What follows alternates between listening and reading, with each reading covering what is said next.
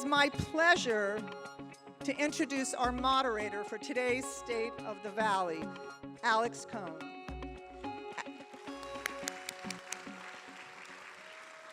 Alex is an Emmy Award-winning journalist who has made a significant impact in the world of news and political coverage.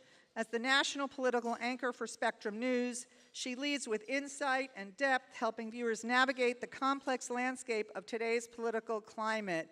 I have Spectrum in my house, and Alex is in my living room every single day. Phenomenal journalism right here in Southern California, something to be immensely proud of. With a career spanning both radio and television, Alex has been a trusted voice in Southern California, hosting shows like Inside the Issues and contributing to award-winning programs that have shaped public discourse. Beyond her professional achievements, she's an author, a former roller derby star. You always have to get that in there, don't you? Yes. An avid rock climber and a proud mom of two. It's especially meaningful to have Alex as our moderator today, as she has skillfully guided our discussions for the past 5 years. That is quite an accomplishment. Please join me in welcoming Alex Cohn to the stage. Come on up. And I'd also like now to invite our city council members representing the San Fernando Valley to the stage. Would you please join Alex? Your seats are marked. Councilmember Lee, Councilmember Nazarian, Councilmember Monica Rodriguez, Councilmember Raman, Councilmember Bob Blumenfield. Come on up, everyone. Thank you so much, Robbie. Thank you, Nancy. Welcome, Test. everybody. I can't believe it's been 5 years. And I really want to give a moment of appreciation to Nancy, who runs this like such a well-oiled machine.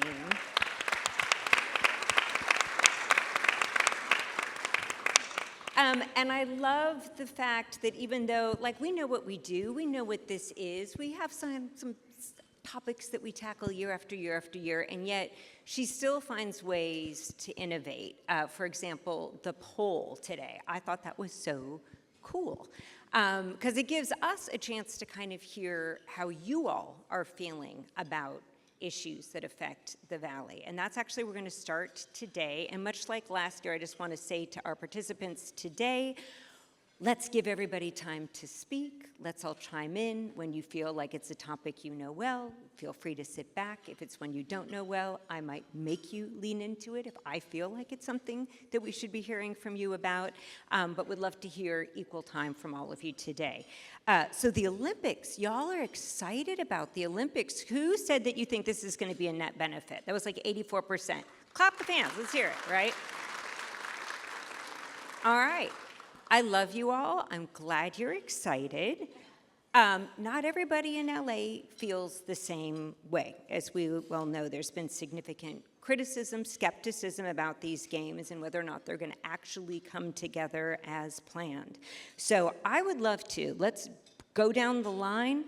John, we'll start with you. If you were dubbed Czar of the Olympics today, what specifically would you be doing and why? And we can keep it brief. You know what, we have to make these Olympics successful. We're about to be on the world stage twice with the World Cup, and of course, we have the Super Bowl, but then we have the Olympics. One of the things that we have to make sure is that when visitors come to our city, is that they feel safe. Right now, we are the second to last in major cities in recovery from COVID. We have airlines canceling routes here. And when we do opinion polls of when people are leaving, it's would you come back, would you tell someone, your family come back, and why? And, you know, we're not getting the best answers. And some of the results with that is people not feeling safe in our city. So we have to, this is our opportunity. We have to make these Olympics successful. And the way we do that is by ensuring the safety of the people that are coming here, whether it's through officers or whether it's through technology. Right now, we are already working with the federal government to make this happen, and that is #1 priority, to make sure these are successful games. Monica, I know you're a Derby Dell supporter, so first thing you do would be to get Derby as an official contest. After that, what specifically would you do? Well, having been in Los Angeles during '84, I remember being this young girl in the Northeast San Fernando Valley and feeling completely disconnected, with the exception of the fact that my dad, his fire station, he was stationed right across the street from USC, from Olympic Village. And so I only got to experience the Olympics from the perspective of the stories that my dad would come home and share when he was trading pins. I think there are so many young people, and when I think about how this Olympics is supposed to inspire and connect everyone from across the city and across the world, I want to make sure that every young person in our city feels connected and can touch it. I still have my third grade from third grade, the Reading Olympics medal that I won. But, you know, there are so many opportunities to connect everyday people to the Olympic experience. For me, my focus is really on the procurement part for small businesses. And I have been pushing, as a member of the ad hoc committee for LA 28, I will tell you, I watched and observed. I went and met with folks in Paris. That is one thing they did remarkably well, is actually building legacy businesses out of the Olympics. And I will tell you, I have been incredibly disappointed and continue to push on the procurement reforms that will enable more small businesses from Los Angeles actually getting a piece of the action. And that, to me, is my biggest focus, because our greatest legacy will be the economic rebound that we can create, and the job creation and the financial stability that will come and be born out of making sure that businesses are able to participate in the Olympic experience. So I think for me, from young people being connected and families and making it more accessible to ensuring that businesses will actually benefit and profit and be able to participate, those are really that's my focus in all the work that I'm leading right now with respect to the Olympics.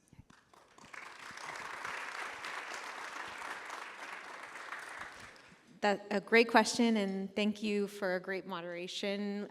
The last time I was here, so excited to be back here again with a slightly different set of colleagues.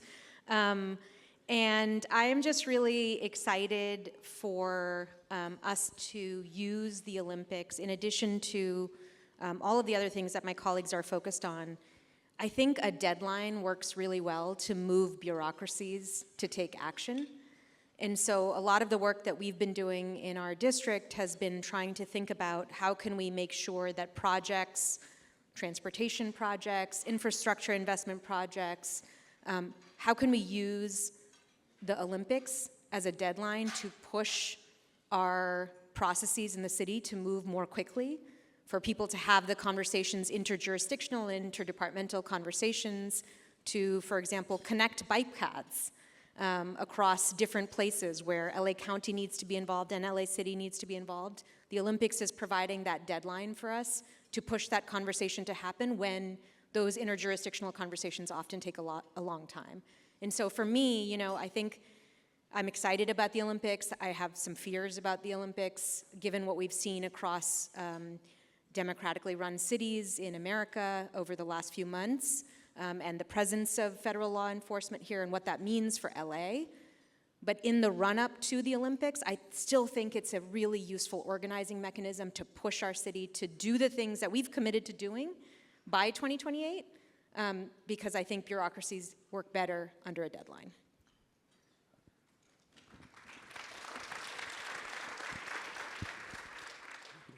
Well, thank you. Thank you for hosting us, Nancy. Thank you, as always, everyone, for being here. It's always a great group, and I really enjoy coming to these discussions every year. Olympics, for me, my memories were great of the Olympics. I was like a 17-year-old kid, and we were sneaking into events. Somehow my friends and I snuck into the men's finals gymnastics by walking through the exit backwards. I don't think that's going to happen. I don't think that's going to happen now because security is a lot tighter. But there'll be a lot of great memories forged at the Olympics. But more importantly, and as my colleagues have alluded to, this is about economics for Los Angeles. You know, the '84 Olympics was great because it did turn a profit, and it did provide benefits that have lasted to this day, where we have money from the LA '84 fund that has been funding youth programs ever since and up until today. And my hope is that LA 28 will yield a similar kind of thing. We built into the contract $160 million spend that they have to do for our youth. They've already enrolled 1 million kids into the LA play program. There's a lot going on that's exciting that we need to build on. This Olympics has the advantage they just were able to get the naming rights, so that unlike previous Olympics, they'll be able to make more money by naming temporarily certain locations. But then how do we make sure that benefit really cascades to all of our businesses and to all of you? Part of it is we've set as a city, as part of the agreement, that they have to have 75% of the spend is supposed to go to local businesses in the greater Los Angeles area. We're a little back and forth about what that means. I wanted to have a higher tier for actually the city of LA, but they define it a little bit more broadly. They also has a goal about 25% for small business, which I think that's great, but that could even be higher.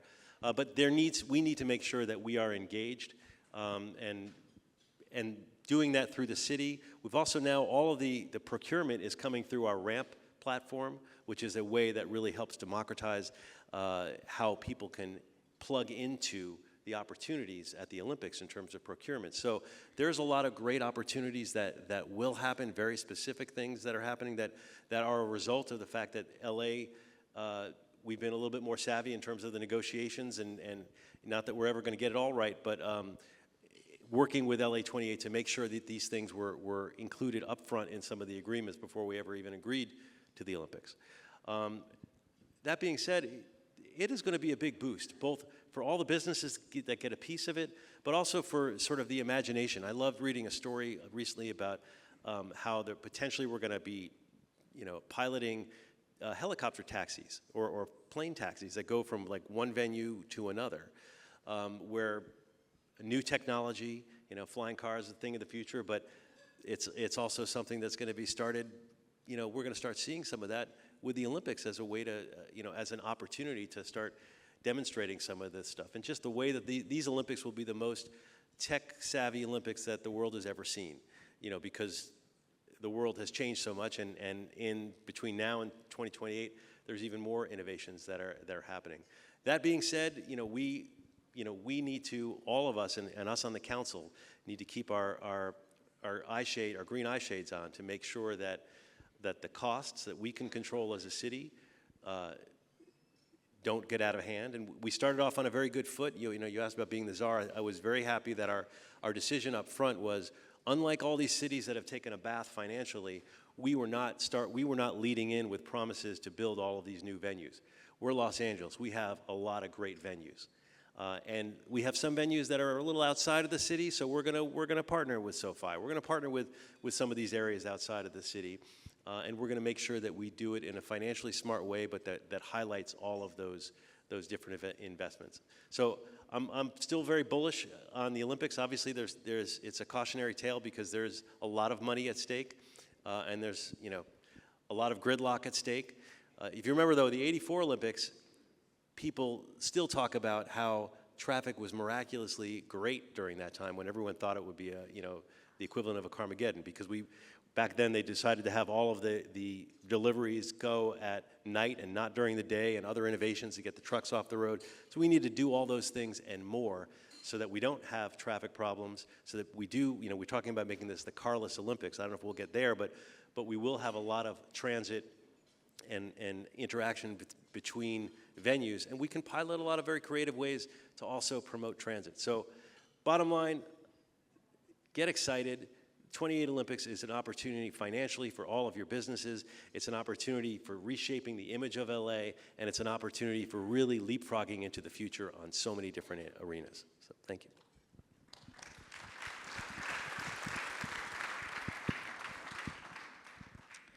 Thank you, Alex, for the question. Great to be seeing you again and having another opportunity to answer some questions and have a dialogue. Thank you to all of you for taking time for being here. Thank you to Nancy for the wonderful leadership that she's provided for, it's amazing to even say, I think, well over 25 years as the president of this organization. So thank you to the board also and her wonderful staff that make this possible.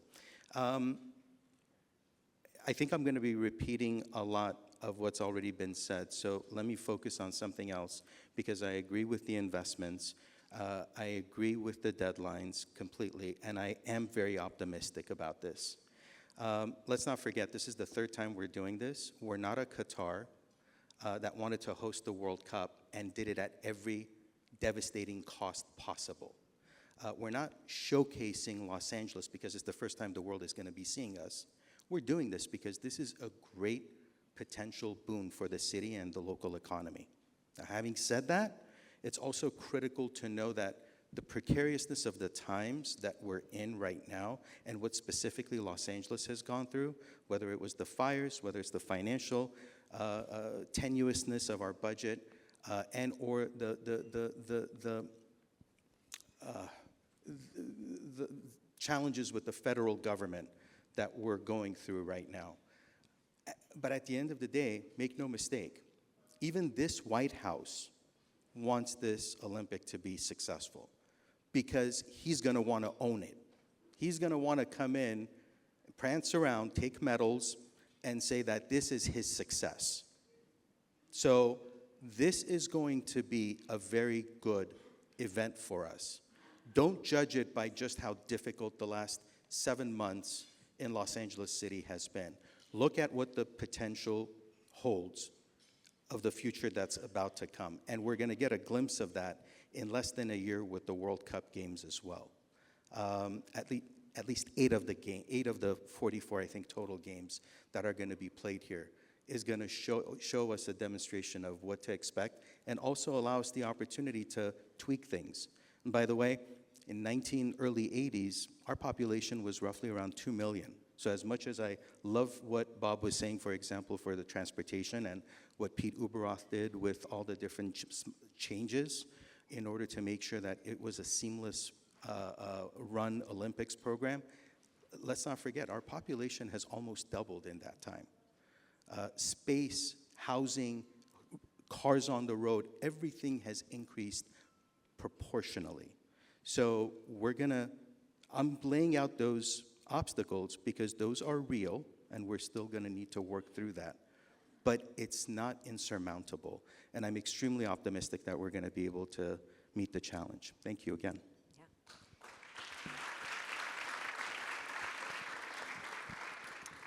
Another topic that was brought up in our survey is how everyone here today feels about taxes, which are our next topic of conversation. Right now, the city of LA brings in roughly $800 million annually from our gross receipts tax, which, as you know, we're just one of 3 California cities, San Francisco and Beverly Hills, who collect these taxes. And a lot of business owners say, especially on top of everything else they're facing right now, it is too much. We're seeing the Mayan Theater, one of my personal favorites in downtown LA, closing. So here's how we're going to set up the Olympics of these questions. I'm going to ask 2 questions about the gross receipt tax. I'd like to hear from 3 of you on the first one. Whoever doesn't chime in the first, we'll get to answer the second. So who would ever like to jump in? We know that proponents of the ballot initiative that would get rid of these taxes say that they create this very anti-job climate in City Hall, where you work. What would you like to say to those folks? What's your response? Monica. Thanks. I don't know that their feelings are wrong. I think the council has, and I know there's a very slim minority that has tried to really advocate more stronger for a more constructive business climate in the city of Los Angeles. I will tell you that I see there are significantly better ways that we could be more efficient and prudent with taxpayer dollars. And, you know, whether we want to talk about homelessness, which I'm sure will be a question later, but the priorities, I know we have a lot of people that we have to care for in our city. Unfortunately, the people that have been left holding the bag, I feel, has been the business community, where there has been a lot of, you know, they've been saddled with a lot of both regulation, compliance, and taxes, but not getting equivalent in service. And I think that's a really big problem. I think City Hall, unfortunately, has a lot of work to make up to help restore the trust with our business community. I think you're seeing it with, for example, you're seeing it with restaurant closures, you're seeing it with in a variety of sectors. and there's no new construction happening. You're seeing it, live itself out every day. That being said, it's why I introduced a motion, for example, that was just recently adopted for restaurant owners. We know how a lot of people know I'm the foodie of the council, and there's a lot of restaurants that I like to make sure that restaurants make it in our city. It's why I introduced a motion to assign a single point of contact with building and safety to help those restaurant investors actually get open faster, because like everything else, time is money. So we have to have a more efficient way of supporting business owners and meeting them where they are. And I think there's a lot of refinement that we can do. But I will tell you, I have been a big critic of the budget that was proposed by the mayor that eliminated and consolidated the Economic Workforce Development Department and making it subservient to communities, investments, and families. It's tone deaf to responding to the needs of what the business community needs in this juncture. They need support from City Hall, not less. They don't need to have these resources stripped back and stripped down under this false narrative that we're so broke we can't sustain it. In fact, we need businesses to succeed in this city so that we can help sustain our tax base and help grow services for the people of our city. Sean. Yeah,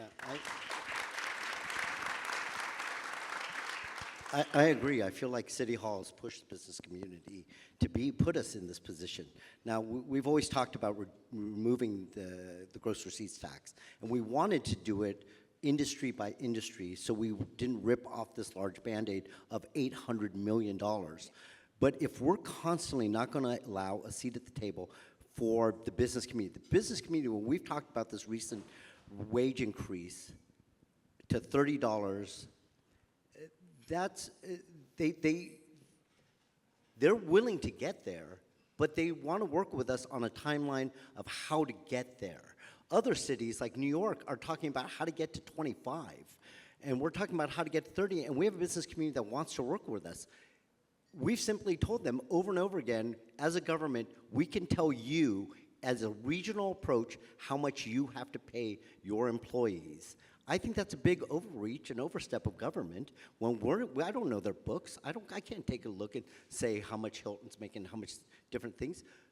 We have to be more considerate and talk to them, because most importantly, we need to keep those jobs here. As much as I want to pay them $30, $40, $50 an hour, we have to make sure that those jobs are available here. Now, we had hotels that were new hotels, which we need for the Olympics. We need those extra rooms. We have hotels that were about to build here, who said, on your decision, we'll make our decision on whether we build, and they pulled out that day. That's a problem for us. We have small mom and pop motels who don't get money from valet or from having a dining place or a banquet hall like this. They are bare bones trying to provide those opportunities for families to come from Arizona who necessarily don't want to spend much on the accommodations, but more on the experience. Well, now they're going to be priced out. We can't just keep looking at this from one lens. And, yes, it's going to be, if this goes through, if the city council doesn't work with the business community to figure a way out of this initiative, that's going to, from everything I see, is going to pass. That is going to be a huge Band-Aid for us to rip off, and it's going to affect the city services that we supply to not only the residents, but to the businesses as well. We do a lot of good programs. We just need to make sure that we're always open to hearing both sides, and right now, the city council has sent the message loud and clear. Business community, you can keep doing whatever you're doing, but we're not going to listen to you. We're only going to listen to the other side. I want to piggyback, and Bob, I will let you take this. I just kind of want to hone in on something that John Lee said, because I think it's really important. When you're talking about which businesses get taxed and which don't, as any parent can relate, it's hard to say this rule is for you and this rule is not for you. How do you go about making that evaluation?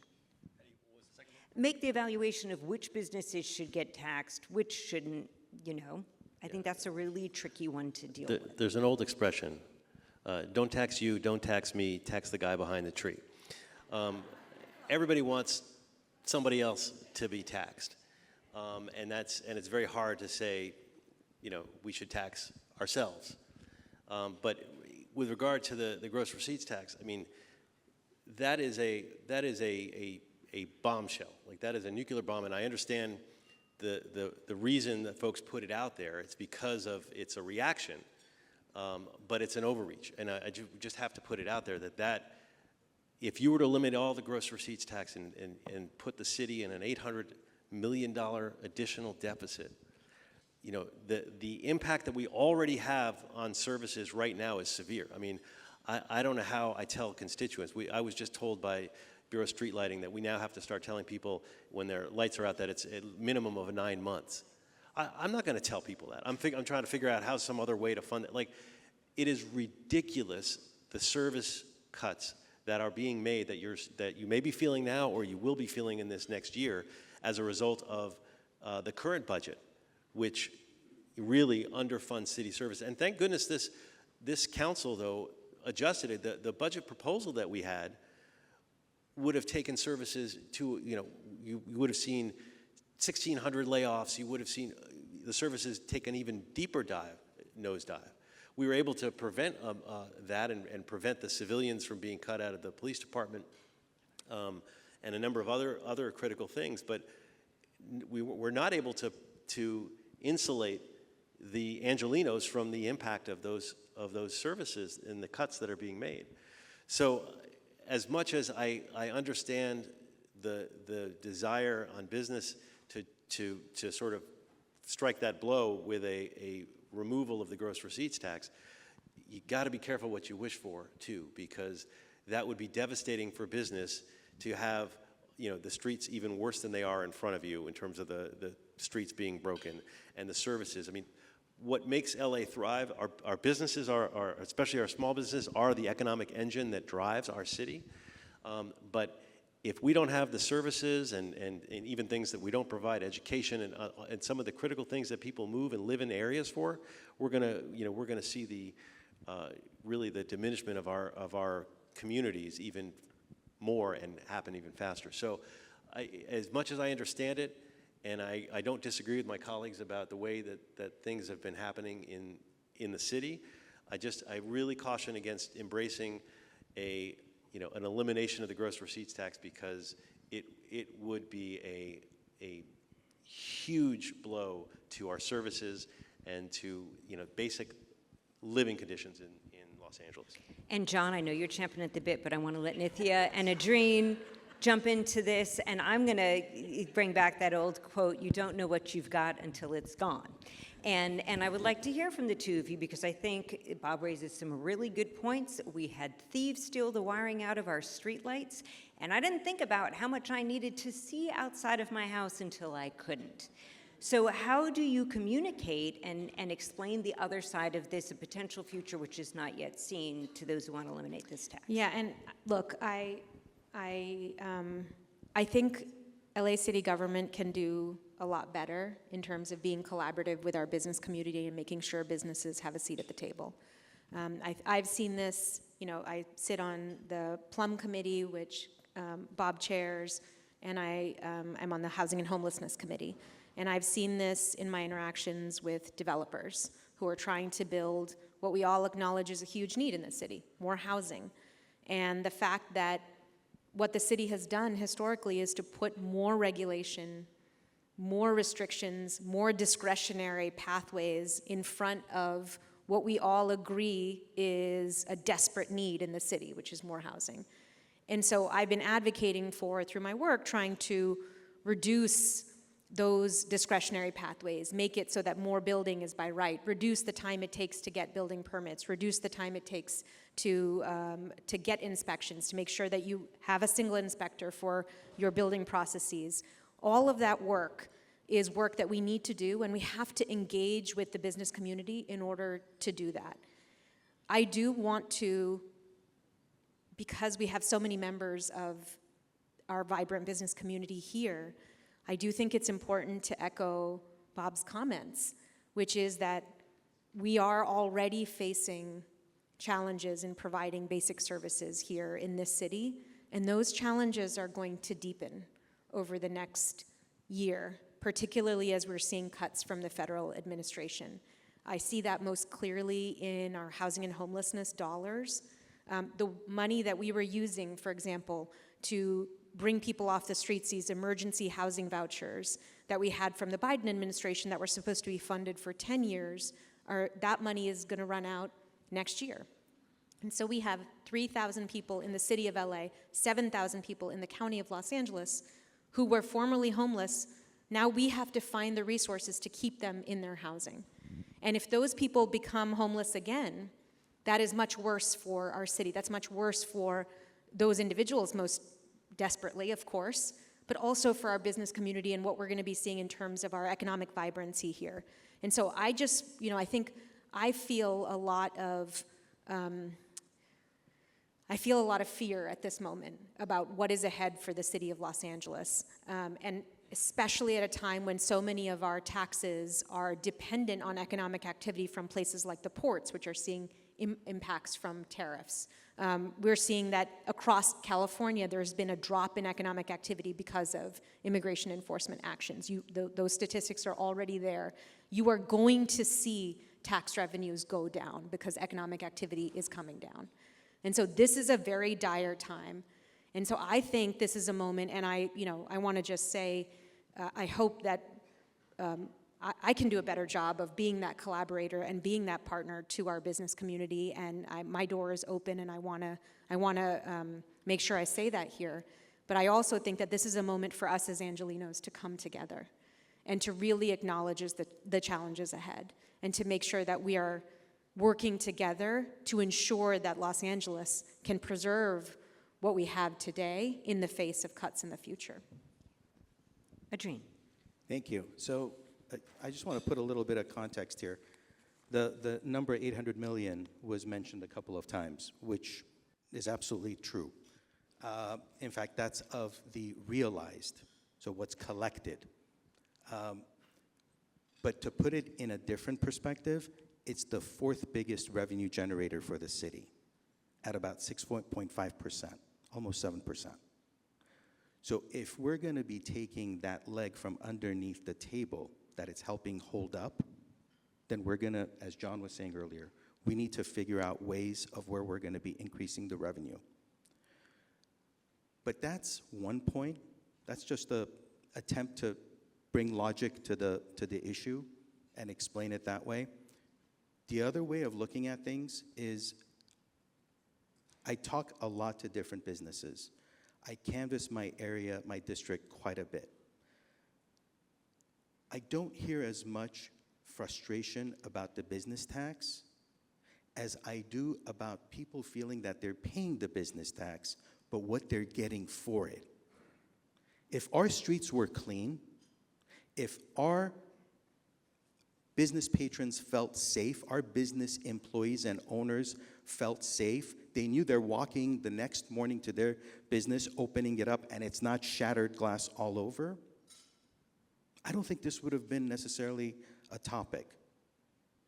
So what is it that we need to do to make sure that we're creating a consistent sense of safety and cleanliness so that we are also attracting more businesses? I'm looking at, for example, the heart of the business area intersection in my district.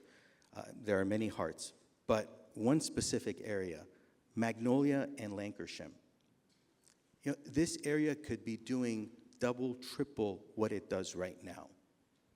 But given all the circumstances that it has around it, it's not growing to its fullest potential. And obviously, housing is a critical component of this, because I think if we can lower cost of living through more housing units, it helps overall. But what I've heard from businesses is the desire to not have the goalpost change on them, to not have one more thing to worry about. And I think that's where we need to be extremely vigilant in making sure that we're collaborating with businesses to come up with ways of keeping our streets clean, keeping it pleasant for people to want to walk and transact and participate, as well as making sure they feel safe, that they're not looking over their shoulder. I know there's so much to be said about this. My job as moderator is we've got 4 huge topics in about 18 minutes. So, where I know, and this one is important, and I encourage you all to discuss it afterwards, but I want to touch on something that Nithya Raman said, because this is, I think, one of the most important, influential, complicated events that has happened since we all met together last, which is the immigration raids that started in June. Which has clearly taken a very deep toll on this city and presents a real challenge of how do you simultaneously protect vulnerable communities while not adding additional burdens to local businesses. So I'm going to put a very strict 3-minute cap. I will let anyone jump in. I would encourage you to be brief so that others may speak. But how do you balance all of that in this very precarious moment, which may be somewhat more subtle now, but is very clear is far from over? Well, testing, can you hear me? I'll go back to, again, Economic Workforce Development Department. I think one of the tools that we can offer small businesses that need guidance, for example, on how to protect their employees, was an important response for us to take in the city, and making sure that we were getting all the right signage to the businesses that were compliant, that would create an environment that would actually allow them to continue operating without, being attacked. And obviously, a city of our scale, we have a lot of work to continue to do. But I think it's a balancing act to make sure that we have the right support for businesses to be able to sustain. And I'm sorry, I'm going to dig back real quick. On the situation with housing, yes, we have to build more housing. But folks, if we don't have the jobs, we're not going to create the tax base that provides the support services and the services in the city. That's the bottom line.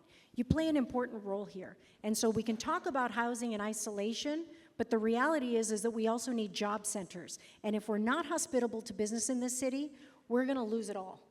And that's the responsibility that this city has. And make no mistake, each one of us has that responsibility. It's not the city. We are the city.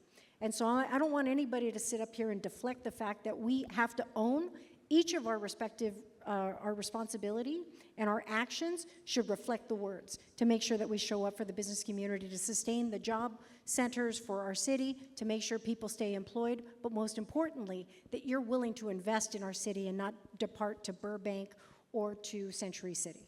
But we know immigrants fill a lot of those jobs. And although there have been plenty of arrests and deportations, you look at the numbers, it's honestly just a drop in the bucket so far. And we know the penalties that will come from not complying with this administration. So again, how do you balance all of that? It's a lot. It's a drop in the bucket, but the chilling effect is not a drop in the bucket. The chilling effect is going to continue, and it's only going to amplify over time. And it's going to start having devastating effects. And by the way, folks, this administration started doing some of these things throughout the state, and the minute they heard squawking from the agricultural community and business owners, they stopped. They stopped going into the fields, at least maybe temporarily. This administration also needs to hear from business community. It's not just something that the activists do. This is something that businesses need to also step up and say, these are our hardworking employees. This is what makes our economy work, our economy run. Our sales are down because people are afraid to come out onto the streets. Whatever argument it is, we're all in this together.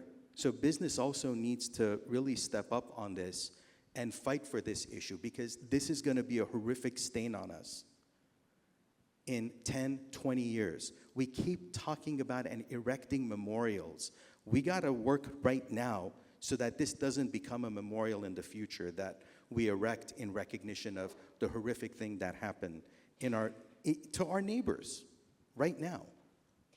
I'm going to keep it at a clip just because there's so many of these big topics. Forgive me, this is the challenge we run into every year. But Bob and Nithya, I'm going to turn to the two of you as we talk about housing affordability, which Monica, you just brought up. The two of you recently introduced a motion to eliminate parking mandates on new developments, and removing those mandates can reduce construction costs by tens of thousands of dollars for each multifamily unit. That's a big step to making housing more affordable. But I would love to hear from both of you, one, in terms of that's one great step what do next steps look like? And two, there's always the other effect that you might not anticipate. And without those parking requirements, I live in one of those neighborhoods and I see it already as all these new buildings go up around me. It is a nightmare and I can't leave my house. So what do we do about that part of it? I'll let the two of you answer. Okay, I'll start. I'll put a pin in the last one, or just a quick tag, which is on the raids. It's not just about immigration. It's about fundamentally our democracy and the warrantless searches and what this administration is doing. I am very fearful of. Not just, I mean, we can have a reasonable immigration policy. We cannot allow our country to basically become undemocratic. Now, onto the issue, the motion, just to be clear, does not say you don't have to have parking, because a lot of people think, oh my God, you're trying to get rid of parking. It doesn't say. First off, it's just a study to look into the possibility of letting the market decide what parking is needed, rather than government dictating, like we do on so many things, exactly what is needed here and what is needed there. If you're a free market person and you believe in the power of the markets, then businesses, you think if you're going to build a new, gym or apartment, you're going to want to make sure you're parked up for that gym or apartment, or you're going to want to make sure you're next to a transit line, or you're going to want to make sure you have shuttle buses. You're going to want to do the things that you need to do to make that business apartment successful. And the problem is, we as a government do a terrible job of picking and choosing these requirements. Why do we require twice as many people for a yoga studio than we do for a gym? There are a lot of weird, in terms of parking, there are a lot of weird things like that in our parking code that really should be market-driven. And the more we can sort of get the government's hand out of a lot of these decisions and let the market run, I think the more efficient we're going to be and the more housing we're going to have, and we're going to deal with creatively the issues of congestion and parking. We need to, obviously we need public lots in areas, and we need to do things, but it's also a brave new world. I call myself an amateur futurist, but cars, we already see driverless cars out there. Tesla's going to be having a situation soon where you can take your Tesla when you go to dinner, and you can send it off to go pick up some rides and then come back and you've made your dinner money. There are things like that that are happening that are going to dramatically change the parking landscape, and government is not equipped to keep up with that. So the idea is, how do we with this particular parking thing, is how do we use parking and potentially let the markets make those decisions instead of us as a government. And then there's a lot of other things that we need to do as well in terms of housing, but I can see my time. I'll yield. And the mayor was calling John, so he was wondering if he could take that. You're excused if need be. Nithya. Well, yes, I think Bob spoke at length about the parking reform measure, but I think to me, one of the things that we have done here in Los Angeles is sometimes borrow planning codes and building and zoning codes from other places wholesale without always thinking about whether they make sense for Los Angeles. So for example, there used to be a requirement that every house had to have 2 covered parking spots in LA. That was a requirement that was borrowed from cities where there was, winters with a lot of snow. And it's because a lot of these zoning codes, building codes, planning codes are sometimes just cut and pasted from other cities into our city without actually looking at whether they make sense for our city. And it has led to restrictions that I think have not always been designed for LA and that have not produced and generated the kind of housing that we need here in LA. There's another funny thing I just want to talk about, which is, people talk about, if you build more housing here in Los Angeles, traffic is going to go way up, right? So this is often an argument against more housing. But the thing is that jobs are still here in central Los Angeles. So whether or not people live near their places of work, they are still going to come to Los Angeles for work. And so what we've seen actually in recent years here in LA is that population has stayed relatively flat for the last decade, even 15 years, but traffic has gotten worse because people are moving to places that are outside of LA City and still driving to LA for work. And so the number of cars on our streets is actually more. And if you actually build housing near places of work, you may actually kind of counterintuitively reduce traffic on our streets. So I think there is a lot about the way in which we think about cities and the ways in which our planning and housing policies have impacts on our cities that aren't always immediately, I think, apparent when you look at them. And you really do have to think about, are these requirements actually making it better to live in our city, or maybe actually making it harder to live in our city? And so I think this is just, I just want to make sure that we think about that as we think about what is, I think, one of the biggest challenges facing Los Angeles is the cost of housing and affordability, looking at changing our code so that it actually makes sense for LA and what we need here, which is more housing, more affordable housing, housing that people can live in, housing that families can live in, housing that workers can afford to live in. And finally, I just want to say, a lot of us talk about the need for more housing, but we still make it really hard to build in LA. The average multifamily housing unit, before it actually, once it gets submitted to the time it actually gets built, can take 4 years or more. And just the entitlement process here in the city of Los Angeles can take over 1.5 years for multifamily housing, the thing that we all say that we want. And so I think we have to also figure out, so you're saying what's next in terms of making changes around these issues. Let's get the city out of its own way. Let's make sure that the city is doing everything to let private developers build the kinds of units we need, maybe ask them to add affordable units, but also make it possible for them to build the kind of housing that we need here in LA. And the natural step to go from here, yes, Yumiko, I'm trying to get us through in the 6 minutes we have. They're really big topics. And of course, the one that we wind up talking about every year is homelessness. And of course, the most significant change, I believe, that we've seen since we were last gathered together is the end of LAHSA after 3 decades. And I think I probably speak for a lot of people that there's this feeling of, this is never going to end, right? There's just constant churn and turnover. And John, maybe let's hear from you about what is your plan to ensure that oversight and coordination and seamless services delivery is going to happen, and that this isn't just one more, rearranging of deck chairs on the Titanic. No, I agree with you. The county has already pulled out of LAHSA.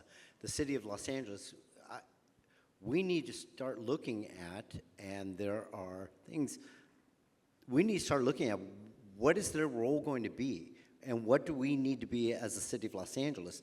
But those conversations aren't happening. That just keeps getting kicked down, the can just keeps getting kicked down the road, where we need to have a serious conversation. What are we going to rely on LAHSA for? What is the city of Los Angeles going to do? If we're going to keep that money, which I think we would do a better job at, then we need to do that now. I don't understand why we are waiting. We keep looking at things and saying, okay, well, we're going to do this study. We know LAHSA has failed. Okay, I can't get certain documentation or data out of them for years of asking them simple things. When you go out to an encampment, how many people not only are accepting services, but how many people are not accepting services? Because those are important numbers as well. And what are the things, obstacles that are in the way of them wanting to get housed? Is it just simply they have a pet? Is it because they feel that this person is dealing with a drug problem? I deal with this on a very personal level. My brother-in-law, my wife's brother, I don't know, alive, dead. He'll call us every rainy season and, pull at my wife's heartstrings, and we will find him that help, but he will never choose housing over his drug habit. He will never choose food over his drug habit.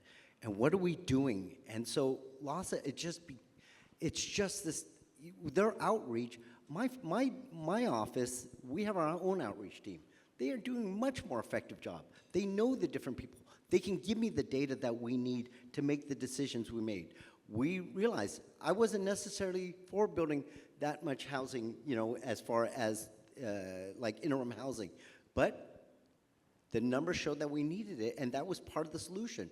I had 0 beds when I got elected. We now will have 500 by the end of our term, which is well beyond, the whatever percentage it is that the judge has put us towards in reaching towards our homeless number. So I realize that's part of the solution, but we need to cut away from LAHSA.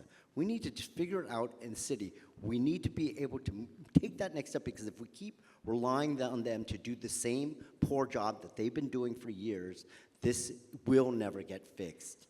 And John, I just want to take a moment. I know how hard that situation is to be with a family member and that, so I'm holding space for that. I think one of the things that adds insult to injury is looking at all the additional and extraneous expenses. About a month ago, we learned that LA spent $1.8 million for 2 weeks of legal work. Monica, I know you have feelings about that, so my question to you is go, but you got less than a minute. I voted no the first time to spend that money. Look, there's a lot of bad decisions and the same lessons being learned over and over and over again. You want to talk about LAHSA, the fact that when the audit revealed, after the county, I believe, was slow to release their audit after Measure A was passed, that reflected that LAHSA was in fact not accountable for their resources, and they weren't able to track the spending. It was after that audit in October, I believe, that I then dropped the motion requesting that the city pull money out of LAHSA. Like to quote my former dear colleague, Mr. Buscaino, signed the divorce papers. And it was the moment that I finally, I said, this is it. We can't continue to apologize for this broken system. To John's point, we have all had examples of our own efforts with my RV to Home program, working with a nonprofit provider that is actually doing the personal engagement with individuals to get them housed. For under $1 million, I have housed 266 individuals and destroyed, not relocated, destroyed 140 RVs, okay? For $1 million, utilizing the existing housing that we have and working with those service providers to help those individuals, with over 30% now in a permanent solution. So the numbers are there, and we can find more efficient ways to do it. But the reality is that no one's cutting that cord. It continues to stew in the same rancid water, and there's no changes. What infuriated me about the money and the pursuit on the Alliance case, I want to give everyone a very clear understanding. We entered an agreement with the Alliance, the LA Alliance for Human Rights, that said we would, as a city, deliver X amount, 12,000, nearly 13,000 units of housing, that we would remove a number of encampments, and we would report this. When the emergency order was adopted by the city council, putting the mayor in charge, the mayor then went behind the council's back. There were efforts to renegotiate the terms of the Alliance agreement unbeknownst to the city council. The Alliance got tired of getting no response from the city on the progress to fulfill our obligation on the Alliance case. So it got to a point where then they sued us, or they were coming back at us for penalties. And then that's when the city attorney said, okay, we need to get an outside law firm to defend us, because they had requested that myself, Ms. Park, and the mayor come testify, and that we were going to have to pay liability fees, all this stuff. And what I said at that time, and I still say it today, and I've said it to my colleagues, I know they've heard it, they're tired of me saying it, but I said this was an FAFO moment, where instead of spending the money to be compliant with the Alliance case, we're spending it on lawyers that are juicing the city for extraordinary amounts of money. They're getting paid $1,300 an hour. And as I said, and I was quoted in the paper, I said, I know I have constituents that can make $1,300 stretch a lot longer than an hour. So the reality is there's a lot of misspending of public funds, and the public has every right to be angry, but damn it, it should require an immediate change right now by our own action. And I hope that that moment is imminent, because we have spent way too much money, and we have continued to fail to deliver what the community expects us to deliver on their streets. What is truly imminent is the end of our time here, but I want to end on it. Let's have some fun. I have a fun political question. We're just going to go down the line. Adrin, we'll start with you this time. Things that were not on my bingo card, that the #1 election issue in California would be redistricting. Who knew? I'm a political wonk. I love that stuff. But most people find it dreadfully boring. But as probably most folks are aware here, on November 4th, the state of California will be voting on whether or not to temporarily redraw our lines, giving Democrats advantage in Congress. We're going to go down the line. I want a yes or no answer on if this is a good idea. I told you it would be fun. And you get literally one sentence to explain why. If And you don't have to redistricting is a good idea, whether or not redistricting. absolutely, Great. absolutely. Okay, Bob. Yes and no. One sentence, my friend, and then we're playing the music. The orchestra's queued up. No, I mean, I'm supporting this effort as it is a blatant effort by the Trump administration, and we have to fight back as California to preserve our democracy. But and I understand redistricting is an inherently political process, but I hate the fact that we have to go back and do it this way. It goes against it goes against my gut reaction in terms of how districting should be done. In the past, this would have been illegal, and now the courts have made it somewhat legal, but embarrassing, and the fact that it's so blatant is abhorrent. Nithya. You're losing Yes. control, Alex. I You're know, losing exactly. control. I know. You said Seriously, yes or one no. sentence, Bob. It was just because you were so short, and I let him have your time. But seriously, 10 seconds or less. Let's go. I'd say yes, and even as the person who put forward independent redistricting for the city of Los Angeles, which the voters passed in the last election cycle, it's extraordinary times right now. Thank you. Yes, because I think we have to protect this democracy, but I will tell you, my first reaction and continued reaction is like Senator Padme. This is how liberty dies, with thunderous applause. I think we're at a point where we're seeing the erosion back and forth that is really doing significant harm to our democracy. I guess I would have to say no, because I feel like this is a race to the bottom.